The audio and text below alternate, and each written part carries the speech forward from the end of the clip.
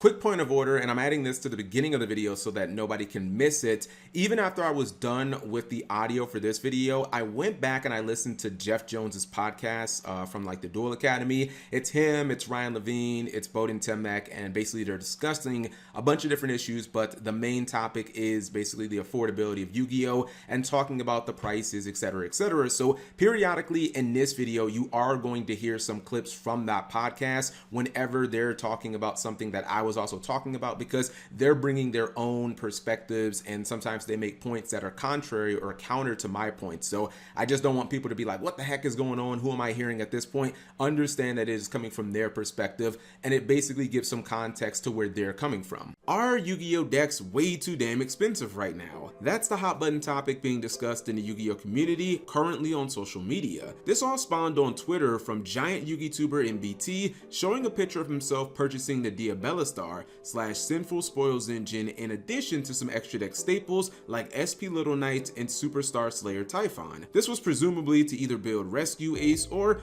I guess just keep up with the Joneses, as these are generally needed to play a multitude of decks right now. MBT spent over $550 on less than 10 meta cards, which prompted the question, are we in another period where the game feels super crazy expensive to play competitively? At the time of me recording this video, I've only purchased 3 cards from the Age of Overlord booster set, those being a copy of Superstar Slayer Typhon, SP Little Knight, and 3 copies of Vanquish Soul Jiaolong. From my perspective, the answer to the question is an emphatic yes. If we start with just the latest set, Meta Darling and Breakout Superstar SP Little Knight has just reached over $100 per copy, with her peaking around about 115 bucks.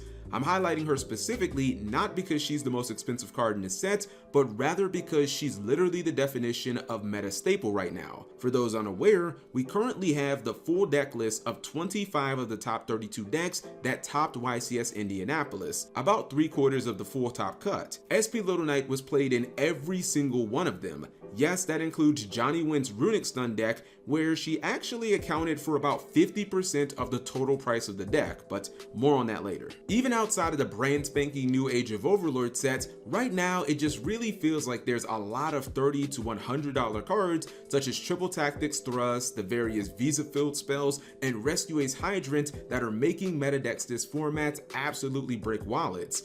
To give more context, according to Yu-Gi-Oh! Pro Deck, of the 25 known decks from Indy's top 32, only a single one of them comes in at a price under $450, that being Johnny Wynn's Runic Stun deck, which was just a little over $200. Outside of that, the minimum price was nearly $500, with the 3 purely decks ranging from $475 to $498. Some of the most expensive decks were the Rescue Ace variant, which generally came in at about $900 to $1,000 each. This is just my 2 cents, but if $500 is basically the price of a meta deck, I think that that's a serious issue. While Yu-Gi-Oh! Is of course a hobby that we all play for fun, and one should be expected to have to make some sort of financial commitment to said hobby, $500 just seems like a pretty high price of entry in my opinion, especially when you compare that price to other TCGs like Pokemon. Okay, time to go full boomer on you guys. I've been playing Yu-Gi-Oh! Since 2002 and regional level competitively since 2006. I used to think that a price like $500 really wasn't a big deal because back in the GX era, $50 to $60 staples like Card Trooper, Cyber Dragon, Destiny Draw, Allure of Darkness, D-Hero Malicious, etc., were just absolutely everywhere during that period of time. Not to mention during the last year of GX into 5Ds, we routinely had $1,000 meta decks like Teledad and Lightsworn with $200 to $300 meta cards like Crush Card Virus, Judgment Dragon, Heraclinos, and Dad. I would often go to events and see players who were just playing these expensive decks, and I think to myself, well, I guess all the good players will always get the expensive cards, and this is just how things are always going to be. Fast forward 15 years, and I have a different perspective for a few reasons. One, this is almost never the case in the OCG. $100 staples are the norm in the TCG, but not everywhere. SP Little Knight is basically a $10 super rare in Japan, which puts it at a price that almost everyone can comfortably afford if they're playing Yu-Gi-Oh! Competitively. The first time that I learned about this type of rarity bumping was Dark Arm Dragon in 2008, which was a rare in the OCG, but became a $275 card when it was first released in Phantom Darkness for us over here. Where a lot of people will say, look at the OCG. The OCG just does, you know, some cards are super rares, and then everything is pretty cheap, and then they have upgraded rarities for the expensive cards. And in a real world, that would work, I think. So we looked at one of the card stores online, and they had 140 copies of SP Little Knight in super rare form. This is before we get into any of the other rarities. And they were charging 780 yen.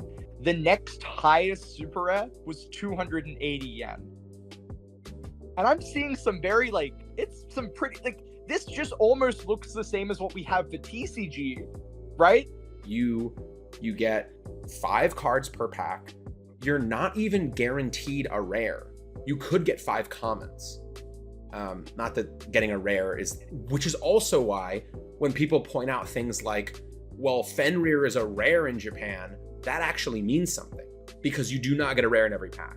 Second point, when competitive cards and decks get really expensive, sometimes good or potentially good players do get price out of playing the meta entirely. It's crazy to think, people are saying that, because when I was growing up, I couldn't fathom spending a lot of money on, like, certain cards. And I remember, like, I'm sure you remember this, Jeff, like when Darkon came out, and then we went straight into, like, the modern era, like, quote unquote modern era. Yes, it was 15 years ago, but you had Phantom Darkness come out. Darkon was infinite, but, like, you just could only play Darkon, right? And then I remember, like, myself as a 15-year-old was like, okay, well, I can't play Yugioh. Like, I'll play on, at the time the simulator was YVD, because I still wanted my Yugioh fix, but I would just play, like, anti-meta alternative because, like, the cards were too expensive.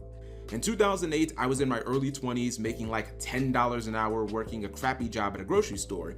Dad returned IntelliDad with $1,000 decks that realistically would have taken me an entire month after taxes to buy.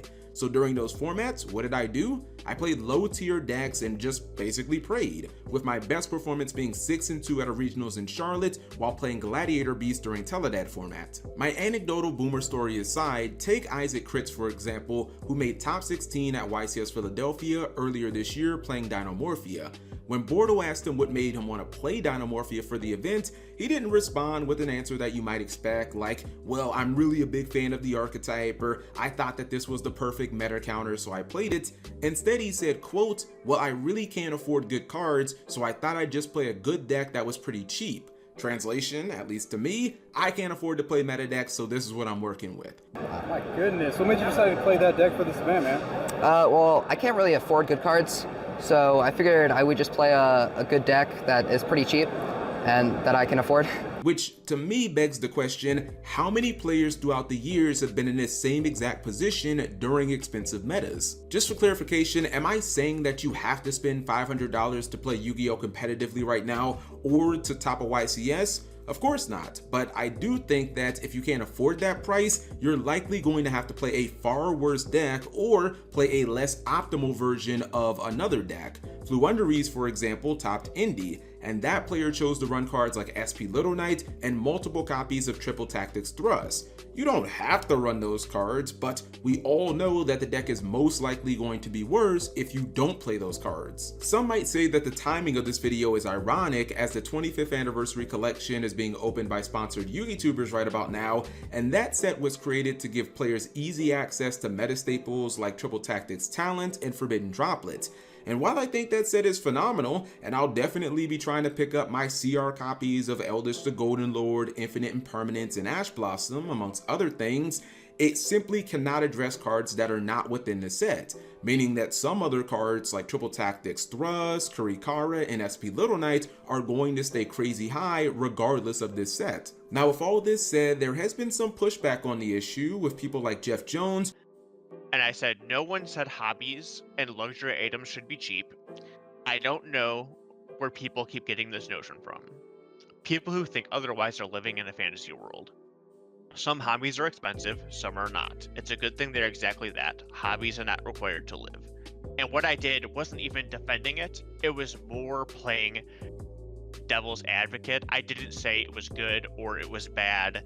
That set aside, I do not think that in order to play the best deck in Yu-Gi-Oh, you should have to spend thousands of dollars.